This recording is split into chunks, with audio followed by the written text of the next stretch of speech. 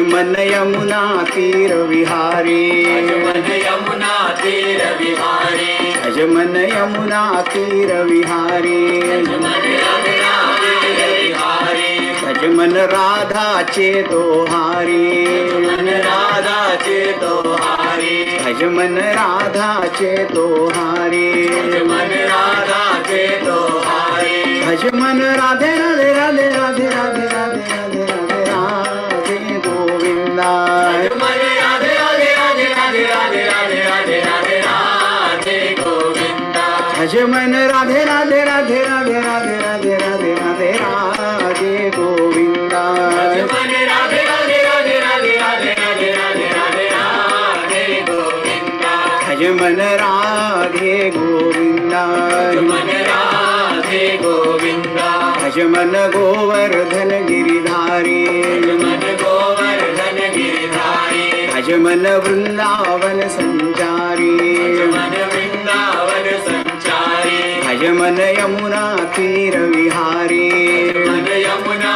तीर विहारी, मन राधा चेतोहारी, मन राधा चेतोहारी, मन राधे राधे राधे राधे राधे राधे राधे राधे राधे गोविंदा, मन राधे राधे राधे राधे राधे राधे राधे राधे राधे गोविंदा, मन राधे राधे राधे राधे राधे राधे राधे राधे राधे गोविंदा, मन राधे राधे राधे राधे राधे राधे राधे राधे राधे गोविंदा, मन राधे गोविंदा, मन राधे गोविंदा, मन राधे गोविंदा, मन राधे गोविंदा, मन राधे गोविंदा। बोले राधावर कृष्ण चंद्र भगवान की जय, सद्गुरुनाथ महाराज की जय।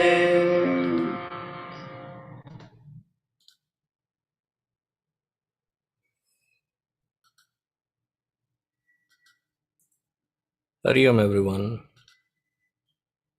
Can you all see me and hear me clearly without any disturbance?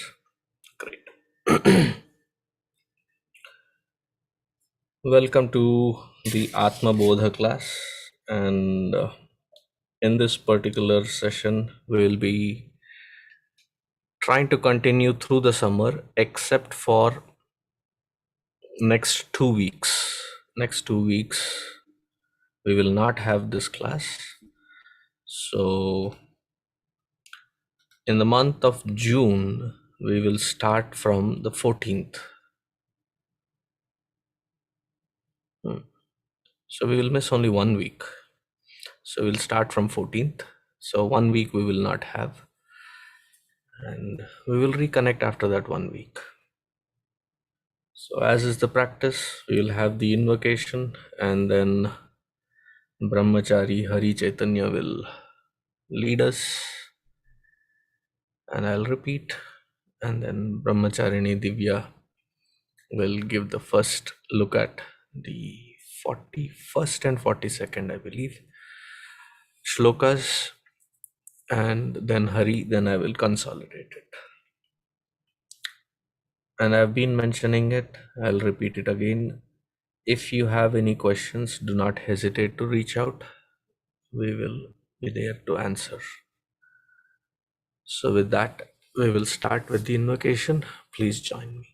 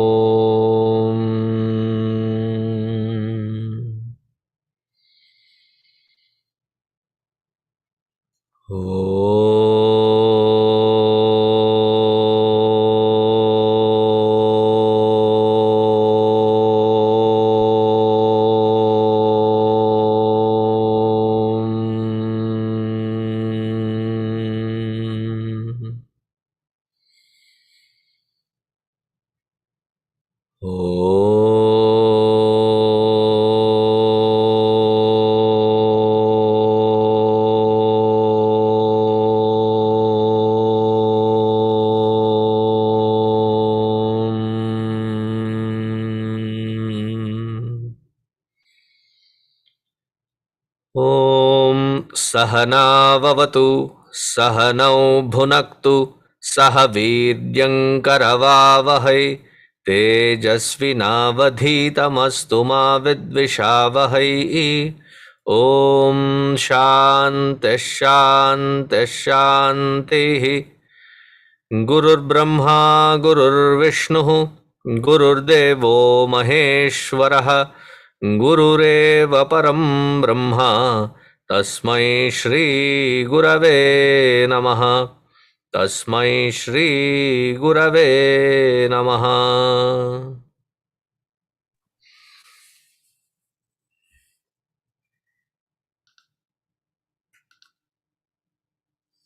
Go ahead, Hari. तपोभिक्षीण पापानां शान्तानां वीतरागिणां मुमुक्षूणामपेक्ष्योऽयम् आत्मबोधो विधीयते 41 ज्ञातृज्ञानज्ञेयभेदः ज्ञातृज्ञानज्ञेयभेदः परे नात्मनि विद्यते परे नात्मनि विद्यते cidānandaikarūpatvāddīpyate cidānandaikarūpatvāddīpyate दीप्यते स्वयमेव हि दीप्यते स्वयमेव हि evamātmāraṇau ध्यान evamātmāraṇau ध्यान मथने सततं कृते मथने सततं कृते उदितावगतिर्ज्वाला उदितावगतिर्ज्वाला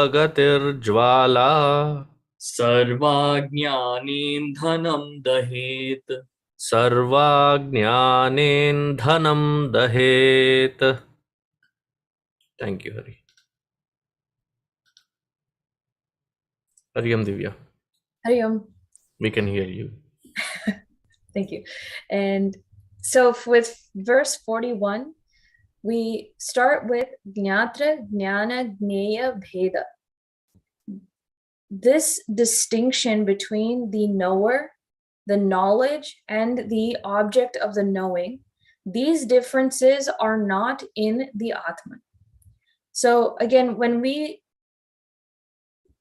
perceive things in the world outside, this is the process that we are absolutely familiar with.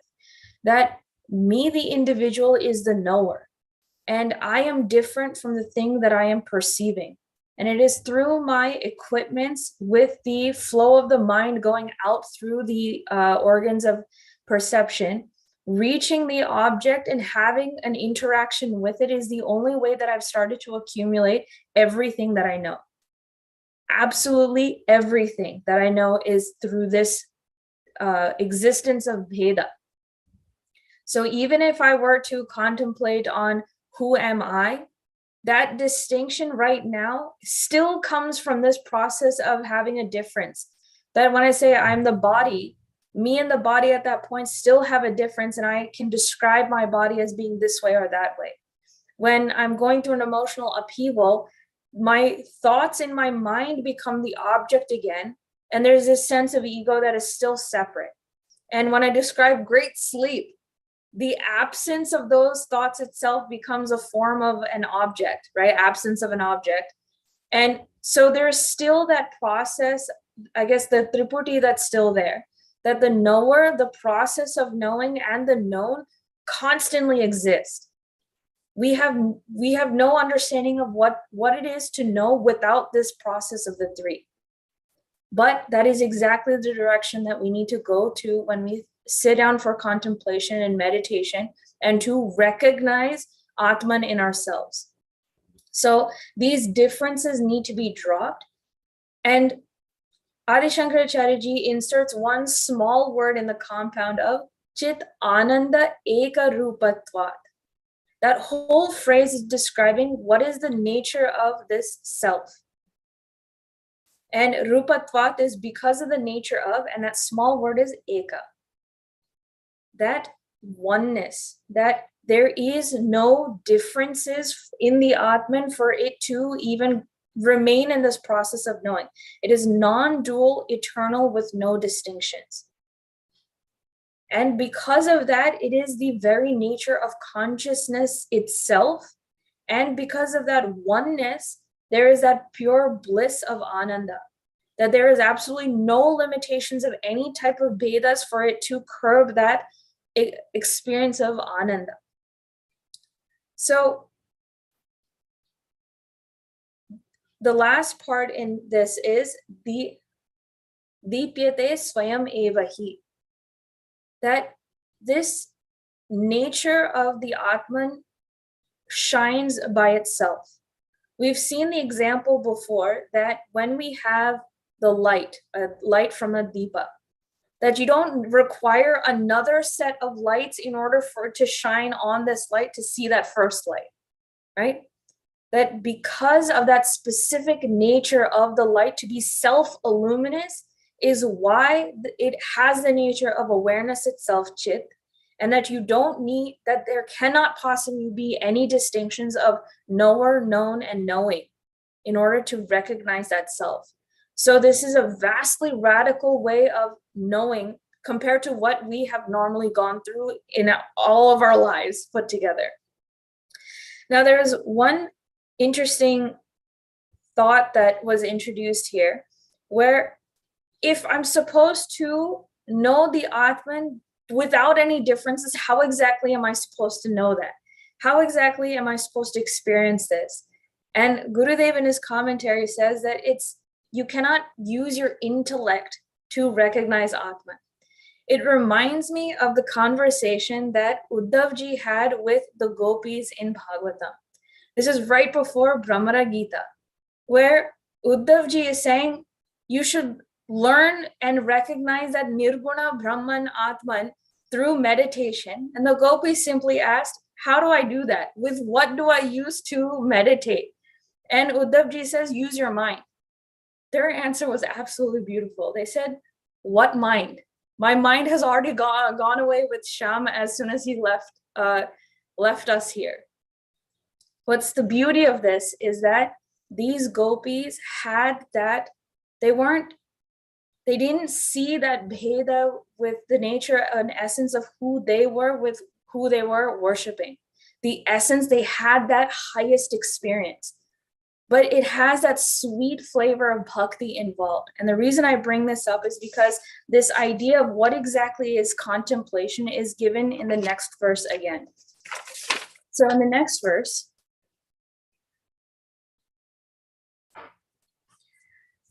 evamātmāraṇau dhyānamathane. So the analogy is first given that you take the lower jiva and its intellect right now, take the mahavakyas of the self, which is higher, and you rub the two together as dhyānamathane, meaning this is constant contemplation. So what are we doing? We're taking the lower ego and churning that interaction with the knowledge of the self, which is through the mahavakyas, and it should cause friction, it should cause heat, it should cause a sort of burning, right? Because you are literally dissolving your identity with the ego. You have forever lived as this ego, and from the ego's perspective, it's almost like it is dying in this process of contemplation. It challenges its very existence. And so, of course, there's going to be heat, there's going to be friction, but this is the process of meditation. And when we churn this ego and our identity and our concept, our understanding, our bhedas that are all there, when we're churning it, it gets all burnt away through the erupting fire of knowledge. So that churning, when it comes down, Gurudev gives a very specific sequence. That this constructive contemplation comes from constantly thinking of, I am not any of these three bodies, I am the self. What is the nature of the self? So, and there's a word given, satataṃ, constant practice of this, constant contemplation of this. And this is where Gurudev adds, with bhakti, with the right understanding. that bhakti and application of this is also an important part of this churning, which is why it reminded me of the gopis so much, because they are realized Mahatmas in a way, but their rasa bhakti makes it so beautiful to sit down and listen to all the Gitas that they have. This one comes from Brahmara Gita near the end of Bhagavatam. So it reminded me that these gopis have gone through that process of constructive churning, getting down to the essence of who I am and the essence of Bhagwan, and realizing that there is no bheda between the two. So with what mind do I go where, right? And that sweetness of bhakti is there as well. So when this churning is constantly happening, that fire erupts and the identity of the ego is dropped. And what is self-illuminous shines, which is the very nature of self, which is Chit and Anand. So with that, Swamiji, shall I pass it to Brahmachari Hariji? Hari Om, everybody. So when it comes to these two shlokas now, we come to a point where we understand the gravity of what exactly realizing this knowledge means. Because the word knowledge we throw around quite liberally. Realization also. When we say, I realized I left my keys in the other room. We use that word realization, but here in this context, the significance of it is not just a dawning of some petty, minuscule type of knowledge. It's something far different. And we see that right off the bat. If we look at the 41st shloka, jñātṛjñānajñeyabhedaḥ, that distinction that's there, the three of these, of the knower, of that knowledge, of the object of the knowledge, that's not present here. Because think about it, anything we know in this transactional world, anything that we cognize in vyavahara, has to have these three elements in there. I, as the knower, functioning with this intellect, must be able to cognize what the object of knowledge is. That object of knowledge has to be present as well, either in the form of memory, something I've seen before to make a connection, or something I'm seeing for the first time, understanding for the first time. As well as that knowledge has to take place then, that grasping of this is what this object is, recognizing it, and having that cognition. Now, without any of these elements, that transfer of knowledge and that process is not possible. It's like a soccer game, for instance. What do you have to have? At least, even if it's the smallest game ever, you at least need one player on one team, one player on the other, and a ball at least. If any one of these three things is missing, you don't even call it a soccer game at all. If there's no ball, what are they playing? If there's only one player kicking around a ball, who's he playing with? There has to be all three of these elements. Now, when it comes to this knowledge, the highest knowledge, none of these exist at all. It's not that there is a knower. If I see myself as the doer, as the knower here, that's that ahankara I'm identifying with. Therefore, this knowledge can't be known that way.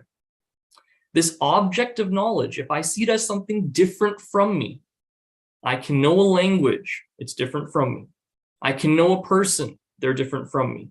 But when this is my own identity and I see it as an object that's different, that's not Atma at that point. Therefore, for this knowledge to occur, that triad, not only is it not necessary, if it's present in any vestige, any form, I cannot realize that highest knowledge. That's the gravity here. Because the reason given is cidānandaikarūpatvāddīpyate, because it is the nature of consciousness and bliss. And if we go back even to ātmabodha, which we studied recently, we find that when these definitions of what ananda is, what this sat chit ananda is, it is unmitigated, homogeneous, has no breaks in it. Because as the siddhanta we saw earlier in ātmabodha, this very text is, if something has parts to it, naturally it must perish. Because if something has parts, it means it was made due to karma. Anything that comes about due to karma must have an expiration date to it. And if we were to say then that this self has parts, we would be implying and concluding that it has an expiration date to it. Therefore, homogeneous, without any kind of break whatsoever, no distinctions within it. And so to know that thing and become that thing, as we saw last week, is to know it without any of these distinctions at all. And we see again, vidyate svayameva, shines by itself. Why is this important? For that homogeneous entity that is of that nature of consciousness and bliss, if there was some other entity needed to illumine it, then it's no longer one without a second. It's no longer that which is the substratum for everything built upon it. That Siddhanta breaks down as well. So here, with that reason given of, because it is the nature of Chit and Ananda, that takes care of understanding that it is homogeneous, without that triad of jñātṛjñānajñeya. And then furthermore, the secondary reason given of vidyate svayameva, shining by itself, meaning if it's that substratum, then what else can illumine it? It simply illumines because of its very nature. Now, understanding this shloka, we come to the next one. Adharno dhyānamathane, churning in the form of contemplation. And what a beautiful example that's given. Because to churn that way, the underneath the wooden, how much effort does that take? How much discipline does it take to do that the right way? And stopping at one point and saying, okay, this is how much I've done, I expect a fire, does not happen. That prayatna, that self-effort must be made. One other interesting thing about the word mathana here when it comes up, because we often say that dhyana, whenever we say there's a process of contemplation, we give the importance to that process, saying that is what results in realization. But even if we look at the bhashyas of Bhagavan Shri Adi śaṅkarācarya, there's one very humorous argument that comes up there, where he says the pramana, the valid means of knowledge I have to follow to understand what my true identity is, only lies in Shastra. It's not the mathana that gives me the knowledge, it's Shastra. And to prove this point, he gives an amazing example.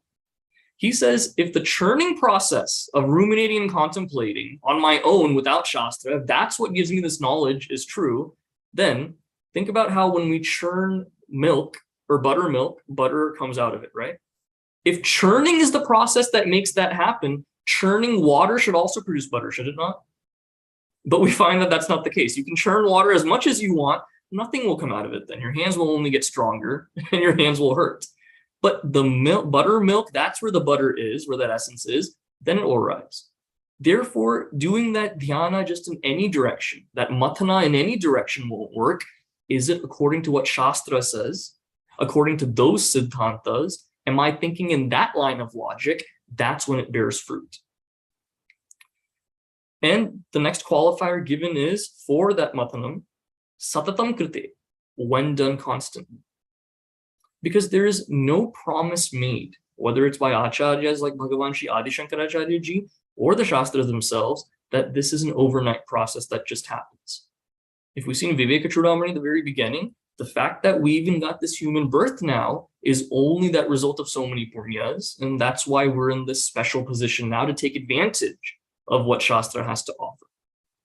Therefore, with that dhyana as well, that mathana that has to happen, it simply cannot be expected that I will do it very, very intensely for a short amount of time, and then I'll understand what this knowledge is. First, that build up to it has to be sadhana chatushtaya. How much vairagya do I have? That dispassion towards everything in the world, thinking that those things give me happiness. In turn, how much viveka do I have then?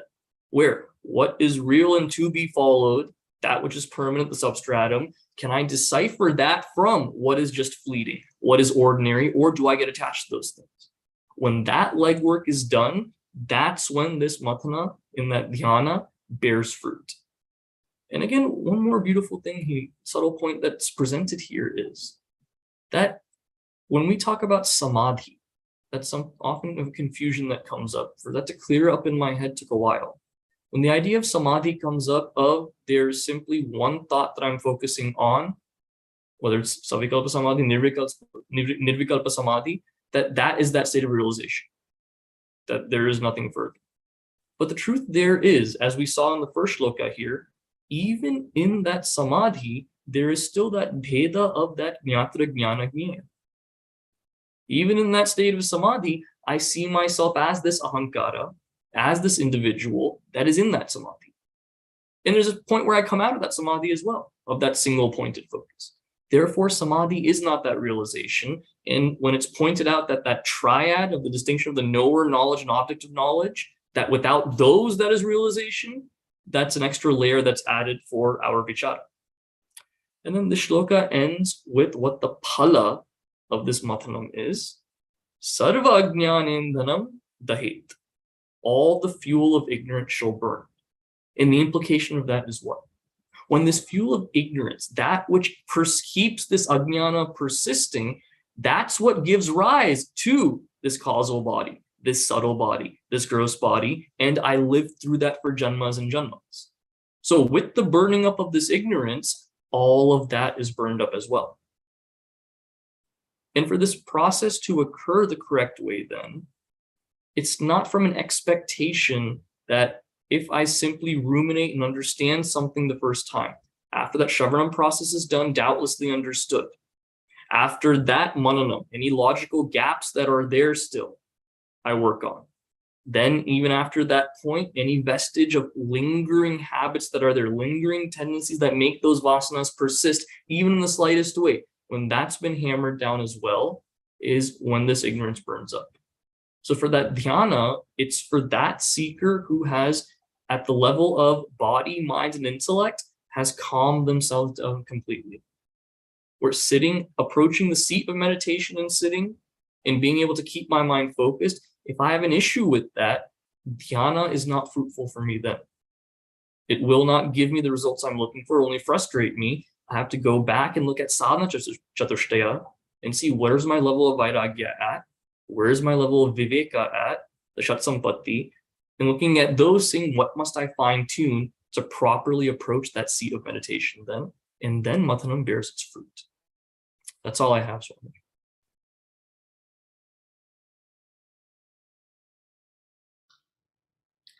Thank you, Hari.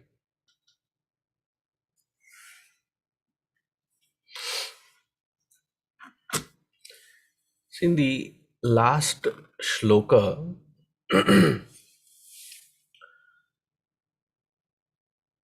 whenever there is a mention, ātmani eva akhilam drishyam pravilapya dhya sudhihi bhavayet ekam atmanam. So you do the bhavana. When that concept is given, then immediately there comes the point wherein there is somebody who is the jñātṛ, the one who is recognizing it. There is something that is being recognized, and there is the bridge that connects the knowing happens. So jñātṛjñānajñeyabhedaḥ pare ātmani na vidyate. In that finality, in that absoluteness, there is no such bheda. Now, this concept becomes very, very fragile, very, very difficult to grasp and understand. In order to validate everything, we depend completely on our buddhi, our intellect.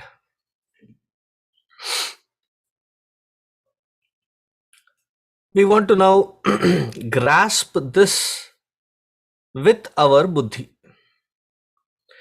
The moment we want to grasp this with buddhi, and when we say that it doesn't function, there are 2 or 3 layers of resistance that happens.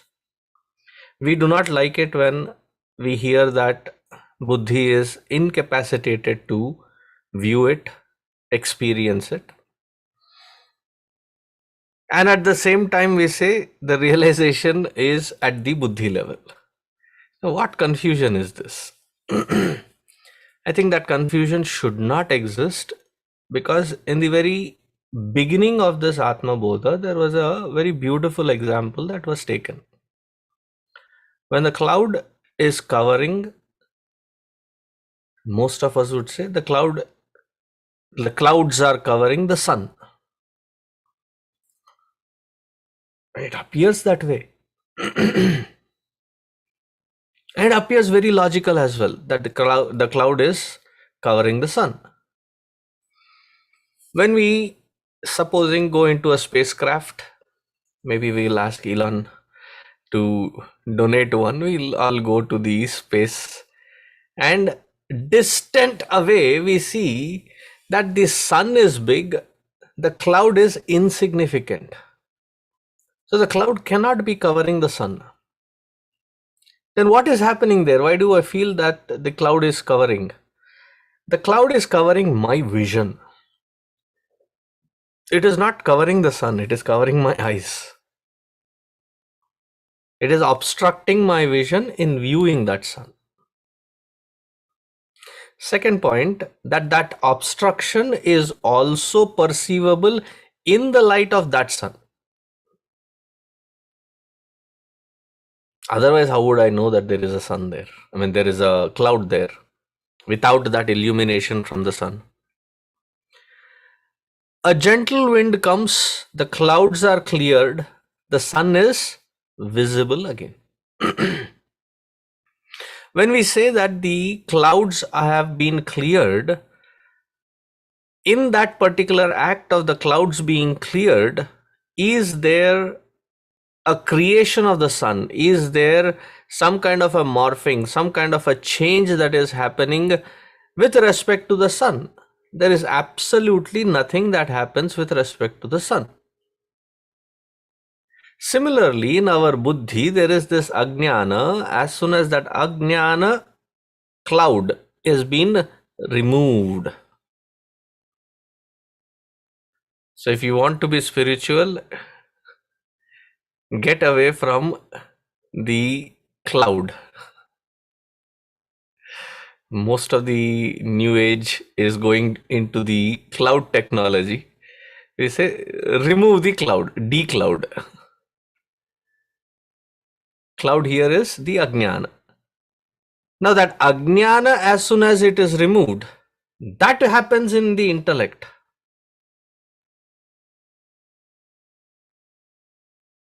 Is that much clear?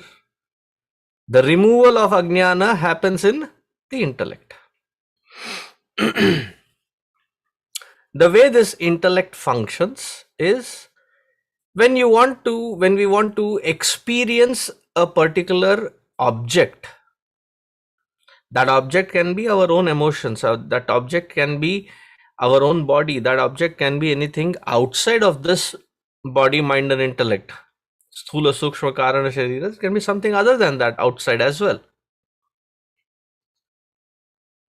In order to perceive, experience and acknowledge all of these, we need the buddhi and we need the vritti jnana in that buddhi. Vritti means thought. To cognize all of these aspects that which I listed just now as examples. We want the same module to be applicable with respect to the Atma Chaitanya as well. It doesn't happen that way. Why? This Atma Chaitanya is illumining whether there is a thought or there is absence of thought. The presence of thought or absence of thought, it does not impact, it does not have any kind of dent on this Atma Chaitanya. This Atma Tattva, there is absolutely no change in it. It will illumine if there is a thought. If there is no thought, it will illumine the absence of the thought. Is that much clear? Meaning it is not depending, it is not a dependable variable on the thought. Therefore, the whole experience of the self, by the self, for the self is not something which goes through Triputi, because it does not require that thought processing. Then immediately a big question mark comes into our head, because all the knowing happens because of this vritti jnana. Without that vritti dependence, how will I know? Catch 22 situation. If this is not that is, if that is also that, then how will I know? Oh my God. Very simple is that which is illumining. When you light a lamp, before the lamp can illumine any other object in its presence, it first illumines its own presence. You light a lamp and you sit on it.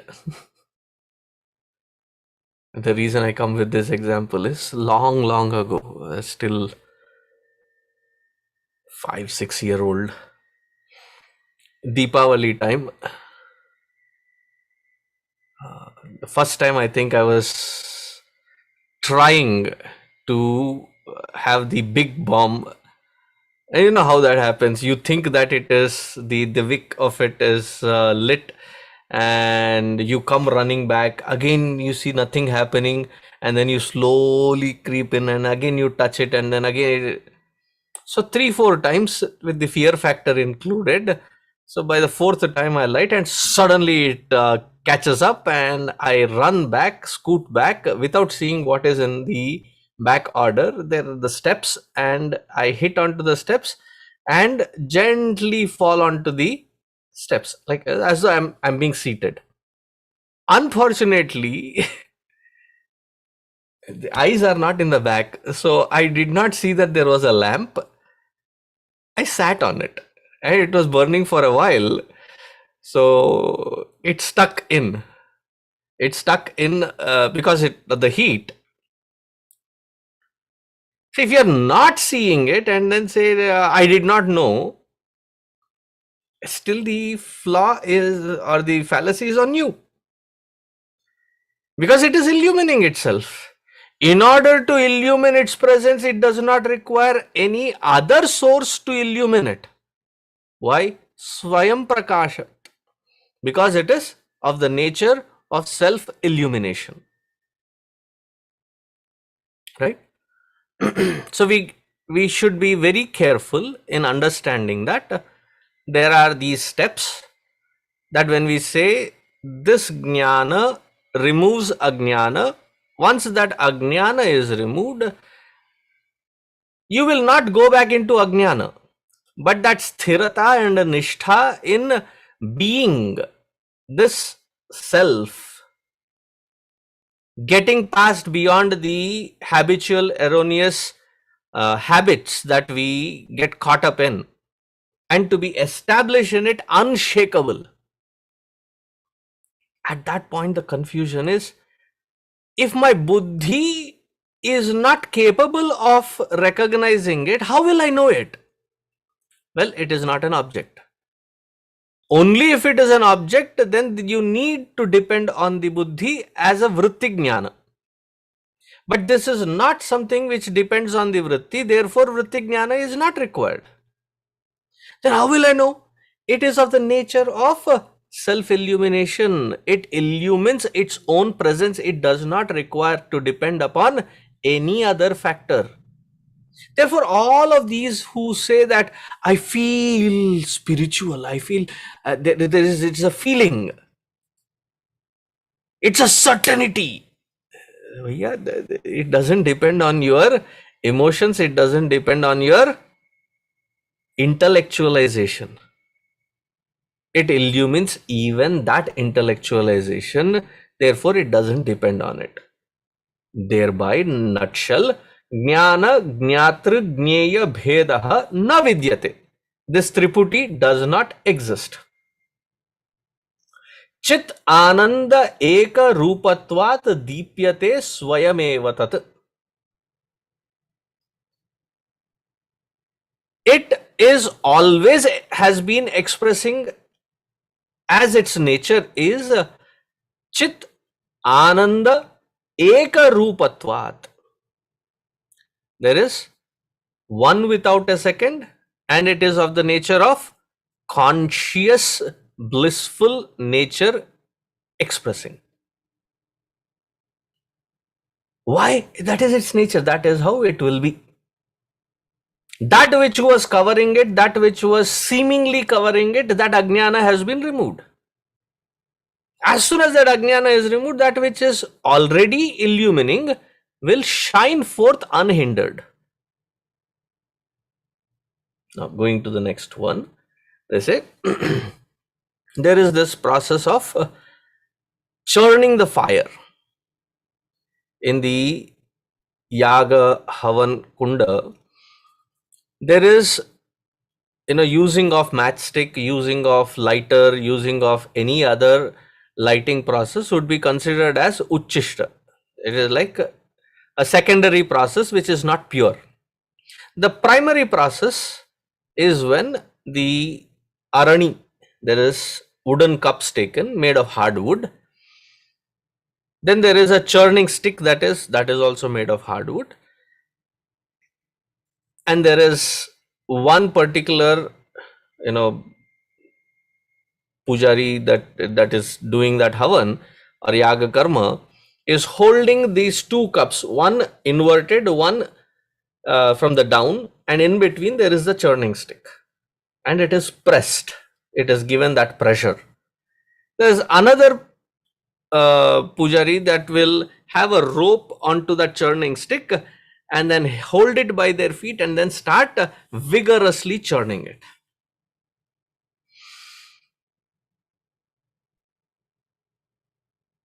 Butter will not come.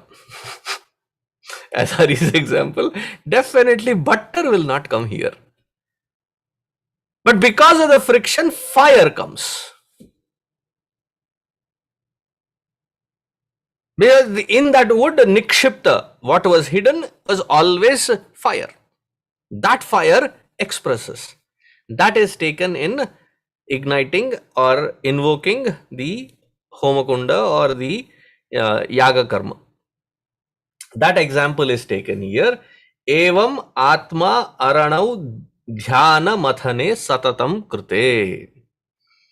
When this dhyānamathana is done, nididhyasana is done, to get past our erroneous perceptions, it is a churning process, definitely.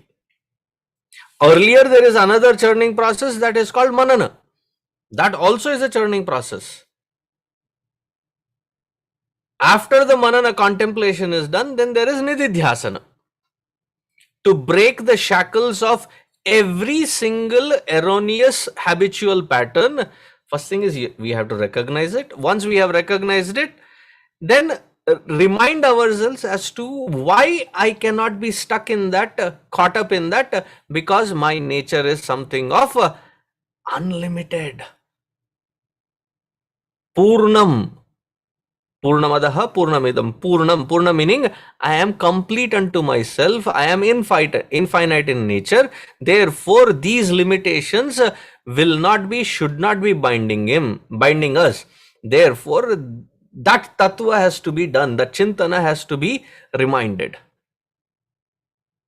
So in that dhyana, when that mathana happens, mathana meaning the churning process happens, this jnana jwala, the fire of knowledge, it burns away everything, including that ajnana. And once that cloud is removed, then that which is my own nature will express itself. Now one might ask, what will happen if I don't do it? If I don't remove these habitual erroneous patterns, what will happen?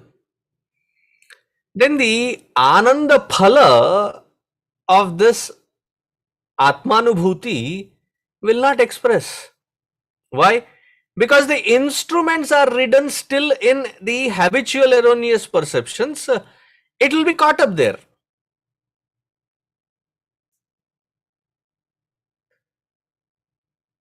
Therefore, to have the sampurna phala expressing, this nididhyasana becomes a necessity. Hope the entire process is clear. evamātmāraṇau dhyānamathane satataṃ kṛte uditāvagatirjvālā sarva ajnana indhanam dahet. The entire indhana, the fuel of ajnana, samulam dahet. It completely eradicates it. Now, when something burns, what happens? It turns into ash. Nothing remains other than the ash. The ash will not have the same effect anymore. Similarly, the ajnana is burnt down to ash. Ajnana will never come back again. So jnani is always a jnani. There is no more clouding of that ajnana. But to be seated as that jnani, to be established in it, this nididhyasana becomes the most important tool. To such one, it is beneficial. When you say meditation, to such one, it establishes them into that jnana. Therefore, nididhyasana cannot be avoided. Now, within the Adi Shankara Advaita-Vedanta Siddhanta, Adi śaṅkarācarya's emphasis is quite extensive onto the basic sadhana required. And then he speaks about jnana and moksha. His own students, they have seen that it is to somebody who is amazingly clear with his viveka, vairagya, shamadamadi, shat sampatti, and the intensity for moksha is unbelievably strong. Such uttamottam adhikari, very few. So therefore, for the benefit of the rest of them, they emphasize so much on this nididhyasana process after the Shravana Manana has been duly executed. And Adi Shankaracharya is also quite favorable to that process for such an evolved, sincere seeker. So hope these two shlokas are clear. Right? Oh, I still have 15 minutes, but that's the wrap up of these two shlokas. So we will conclude early and meet 1 week after. Next week we will not be there, but the week after, on the 14th, we will definitely reconvene and continue with our 43rd and 44th shlokas. So we'll conclude. Om Purnamadah Purnamidam Purnat Purnamudachyate Purnasya Purnamadaya Purnameva Vasishyate. Om Shanti Harihi Om Shri Gurubhyo Namaha. Harihi Om. If you have any questions, certainly ping them on the Signal app and we will definitely try to answer it. Stay safe. See you when we see you.